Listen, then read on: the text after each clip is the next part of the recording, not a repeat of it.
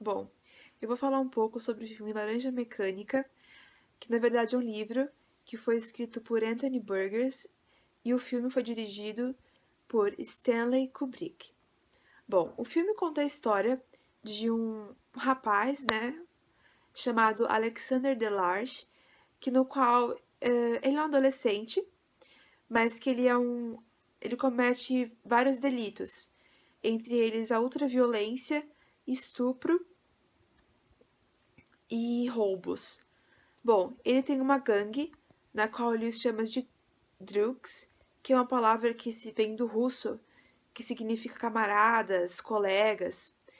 E eles praticam assaltos, né, nas casas, e os pais do Alex acham que, na verdade, ele só fica em casa e tá faltando na escola porque ele tem muita dor de cabeça.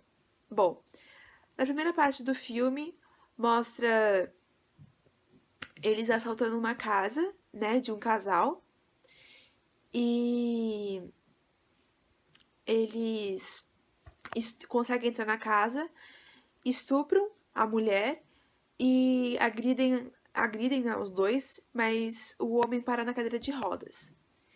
Bom, no dia seguinte, eles vão a outra casa, né? Só que a mulher na casa, ela se sente estranha, porque eles usam um truque de que aconteceu algum tipo de acidente e de que eles precisam usar o telefone. E ela fala que não, e nisso ela fica bem assustada e liga a polícia.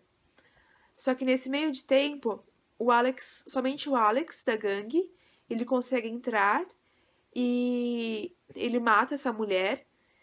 E após matá-la, a polícia chega e, e ele foge. Quando ele está saindo da casa, um dos seus drugs ataca ele com uma garrafa de leite e ele cai no chão. E assim ele não pode fugir da polícia. Bom, Alex é preso e assim no hospital, mesmo no hospital, ele recebe a notícia que sua vítima faleceu, está morta e recebe 14 anos de prisão. No dia seguinte, Alex vai para a prisão, onde, pelo que eu pude perceber, o regime na prisão é bem severo. Um dos guardas, ele trata o Alex com muita severidade, porque ele se faz a pose de brincalhão na prisão, mas ele fica 2 anos na prisão e ele cumpre esses 2 anos, assim, corretamente. Ele é um preso, assim, que é prestativo, ele ajuda até nas missas de domingo que tem na igreja, ou na prisão, com o padre. Ele faz papel de bom santo, né? Mas, na verdade, a mente dele tá corrompida ainda, é o crime. Até uma parte do filme mostra ele lendo a Bíblia, né? Anotando toda a Bíblia. E mostra uma cena de guerra. Aí ele fala assim: eu sou aquele que tá chicoteando Jesus. Ele praticando a violência, ele se colocando no lugar dos poderosos da época. E o Alex descobre que os cientistas inventaram um método chamado método Ludovico, que serve para alterar a mente dos criminosos e fazerem deles pessoas normais, ou seja, que eles possam voltar para a sociedade. Após alguns dias, um dos cientistas e o diretor da prisão vão até os presos para poder ver quem é o mais qualificado para ir para esse experimento, né, para essa nova técnica. E Alex é escolhido, né, para esse tratamento e ele vai para um hospital no qual ele é muito bem tratado, com refeições e tudo mais. E o método basicamente consiste em injetar um soro e em sessões de, podemos dizer, cinema. Só que essas cenas, esses filmes, são de ultraviolência, assim, de algum homem estuprando alguma mulher, agredindo alguma família, assassinatos, grandes grandes guerras, como por exemplo a Segunda Guerra Mundial, né? E dessas sessões, após injetarem o soro em Alex, bom, após injetarem o soro em Alex, Em uma das sessões, ele vê a cena da Segunda Guerra Mundial, na qual os judeus estão aparecendo, sendo espancados, sofrendo agressões, e ao fundo, né, do vídeo, se escuta a Nona Sinfonia de Beethoven. E Alex, ele é apaixonado por Beethoven. É um dos seus compositores favoritos. E ele fica horrorizado com uma música tão bonita pode fazer parte de uma cena como aquela, né? Com uma violência daquela. E os cientistas, eles ficam contentes, ficam admirados por ver uma coisa que ele tanto gosta se transformou em um repulso para ele. Bom, o Alex, quando ele é submetido a ver essas cenas, ele está com uma camisa de força, né, em uma cadeira, e os seus olhos colocam grampos para que ele não consiga piscar ou até mesmo virar seu rosto. E a todo momento tem um médico do seu lado, aplicando colírio para os seus olhos não ficarem secos, até mesmo. Passando-se uma semana, o tratamento é contínuo. Bom, o Alex, quando ele é submetido a ver essas cenas, ele está com uma camisa de força, né, em uma cadeira, e os seus olhos colocam grampos para que ele não consiga piscar ou até mesmo virar seu rosto. E a todo momento tem um médico do seu lado, aplicando colírio para os seus olhos não ficarem secos, até mesmo. Passando-se uma semana, o tratamento é contínuo. Bom, o tratamento consiste em 15 dias, e passados esses 15 dias, o Alex é apresentado à plateia de políticos e os cientistas, né, mostrando o resultado do seu teste, né? E ele tá no palco e chega um homem ofendendo ele, agredindo ele, agressões físicas, e o Alex tenta revidar, né, com um soco. Só que ao tentar fazer isso, ele passa muito mal, tanto é que ele fica no chão, né, com a mão em volta da barriga por causa das fortes náuseas. E o homem vendo aquilo, tentando, ele esculacha ainda mais o Alex e pede pra ele lamber a sola do sapato dele. Então, assim, a mensagem, meu, ele já era um criminoso, tentaram modificar a mente dele e modificar não, fazer com que ela fique socialmente convivível, alguém conviver com ele, né? E fazer uma coisa dessas com ele. Então, eles estão querendo só provar que conseguiram fazer alguma coisa. Eles não querem o bem de alguém. E como assim alguém modifica a sua mente? Não tem explicação, sabe? Alguém afeta uma parte de você.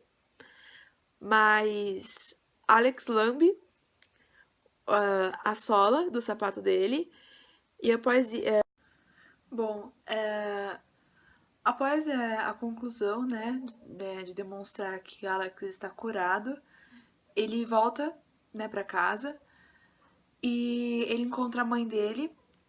Os pais dele alugaram o seu quarto por um hóspede. Ele fica muito fulo da vida, né? Ele quer agredir esse homem, só que ele novamente tem náuseas e vai embora de casa. Quando ele está andando sem rumo, ele para na rua, né? Ele está olhando para uma ponte e um senhor aborda ele pedindo dinheiro. E esse mesmo homem, no início do filme, o Alex espancou ele, né, junto com seus drugs. E esse senhor reconhece ele e o Alex vê, ele lembra, né, desse senhor, e esse senhor começa a correr atrás dele. E nisso vem um monte de mendigos, né, moradores de rua, agridem ele também, né, e ele não consegue se defender por causa das náuseas que ele sente e tudo mais. E chegam os policiais para poder parar a briga, né? E os policiais, coincidentemente, é um de seus drugs. E o Alex fica assustado, porque ele não sabe o que eles vão fazer com ele. E o suposto colega do Alex chama o outro amigo dele e eles o levam para uma floresta. E ali eles torturam o Alex, né? Eles têm uma banheira com água e vão torturando ele e tudo mais. Dão meio que uma lição nele, né? E o Alex ele sai daquela floresta, ele volta, né, pra cidade. Só que ele tá muito machucado, né? Porque ele foi agredido fisicamente também.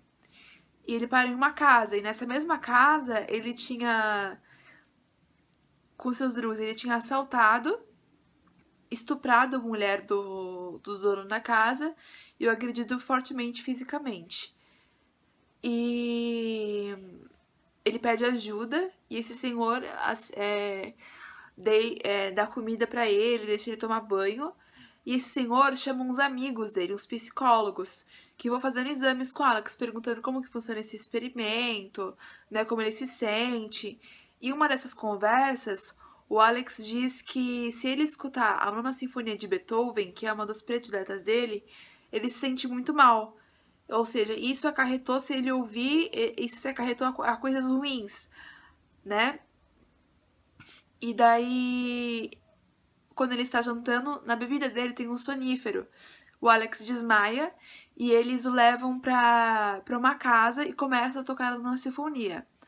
Nisso, o Alex acorda, fica muito doido e ele tem vontade de se matar. Na tentativa, ele se joga pela janela, fica todo quebrado, né, literalmente, e ele vai parar no hospital. No hospital, ele consegue recuperar os sinais vitais e uma psicóloga faz testes com o Alex, né? Por exemplo, ela dá uma tirinha pra ele e ele tem que completar. E ela vai percebendo que a mente dele tá voltando ao que era, ou seja, uma mente criminosa e violenta, né? E um dos políticos que apoiou, né, esse experimento vai visitar Alex falando pra imprensa, né, pra demonstrar pra imprensa que tá tudo bem, que eles não fizeram nada com o Alex. O filme acaba assim, né? O Alex volta a ser corrompido novamente, né? O filme se trata de um jovem de classe média, que se chama Neto, que vive em conflitos dentro de sua família, por não se adequar aos padrões impostos pela sociedade. E acaba irritando principalmente seu pai. E a mãe dele não tinha voz dentro da casa e não tentava dialogar com o filho. Já que Neto era rebelde e seu pai não aceitava isso, o relacionamento deles acabava com pouco diálogo, muitas acusações e agressividade. Depois de muita tensão entre os dois,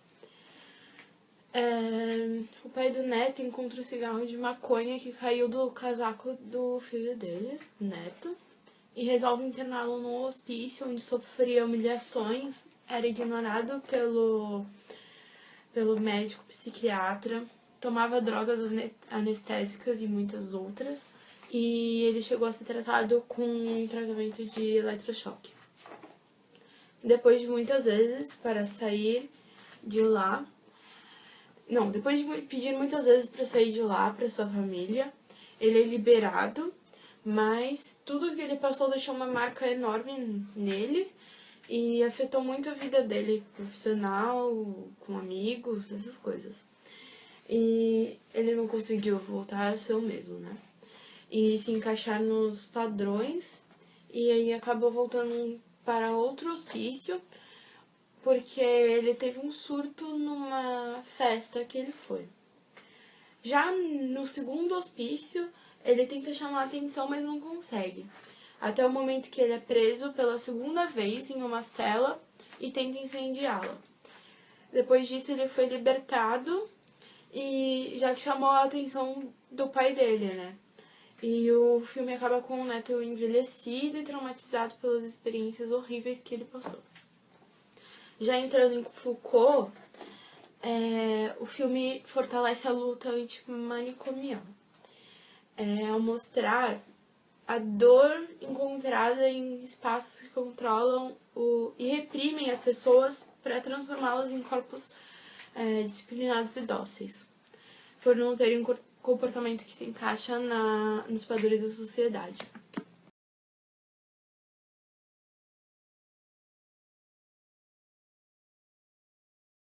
O filme Um Estranho no Ninho começa com a história de McMurphy, que é um cara que já foi preso inúmeras vezes por vários crimes. E para ele se livrar dessa sensação que ele tem, dessa realidade dele de prisão o tempo inteiro, ele se finge de louco para poder ser mandado para um asilo, e ele consegue ser mandado para um asilo. Só que quando ele vai para lá, começa a gerar algumas discussões entre os médicos, as enfermeiras e ele, porque ele não indica sinais de problemas mentais. Ele só se finge de louco. Enfim, tem uma frase de Foucault que é: a doença só tem realidade e valor de doença no interior de uma cultura que a reconhece como tal. Ou seja, a doença só é uma doença quando uma sociedade a nomeia como isso. Se você simplesmente criar um mundo, e vão ter vários tipos de pessoa, óbvio, mas não tem como se definir o que é a normalidade e o que é a patologia. Então, e aí tem essa frase de Foucault. Tem uma cena que todo mundo tá andando em círculo e sentando, seguindo um cronograma que tem lá do asilo. E aí ele se revolta e começa a andar no sentido contrário. E isso indica um comportamento antissocial dele, e por isso ele é castigado. E ele fez isso porque ele não gostava da rotina da clínica, porque ele tinha ido lá em busca do que ele achava que era a liberdade. Porque para ele, os loucos, como são loucos, podem fazer tudo o que eles bem entenderem. Devido ao comportamento antissocial dele, eles dão para ele medicamento, tranquilizantes, e tem uma outra solução chamada lobotomia, que é uma cirurgia que depois que se passa por ela, a pessoa fica parecendo um vegetal. Não tem mais vida nem nada. As punições físicas que eles colocavam para essas pessoas que desrespeitavam as normas, era justamente para poder assustar os outros que estavam vendo pelo que a pessoa passava. Como o McMurphy, ele era uma pessoa que, tinha um objetivo lá que era alcançar a liberdade, ele foi visto como um líder e as pessoas tomavam ele como tal. O Billy, ele foi pressionado pela enfermeira. Esqueci o nome da enfermeira, mas ele foi pressionado pela enfermeira porque 2 mulheres tinham sido contrabandeadas para dentro do asilo. E aí, na pressão, o Billy foi lá e se suicidou. Aí o McMurphy, ele tentou estrangular a enfermeira que pressionou o Billy depois da morte dele. E depois desse ato dele de querer matar a enfermeira, ela conseguiu convencer os outros médicos que ele precisava passar pela cirurgia de lobotomia. Ele passou pela cirurgia e virou um vegetal. E aí o amigo dele, um índio, que tá desde o começo do filme presente, porém ele tem problemas de audição e de fala, ele é um surdo-mudo, ele vai lá e mata o McMurphy para poder tirar dele a angústia, o sofrimento que ele tá vivendo. Nesse filme a gente pode ver que a doença ela é tratada como uma coisa que pode ser curada, uma coisa que, remédios e esse tipo de coisa resolve. E eu peguei uma frase num resumo que é assim: o enredo é altamente eficaz em relatar o sanatório, o uso de drogas, os eletrochoques e a lobotomia como forma de repreensão do livre-arbítrio humano. São ferramentas. Esse filme ele é a favor dos loucos e não dos tratamentos utilizados nele. Os tratamentos são dados como ferramentas politicamente incorretas com o objetivo de submissão à norma. É uma coisa ditatorial para você seguir, para você restringir a maldade. E com isso a gente pode resumir que a sociedade, ela pega e elimina quem ela determina que é patológico, quem é diferente do padrão que eles estabelecem. E o nome Um Estranho no Ninho bate bem com o tema por causa disso tudo.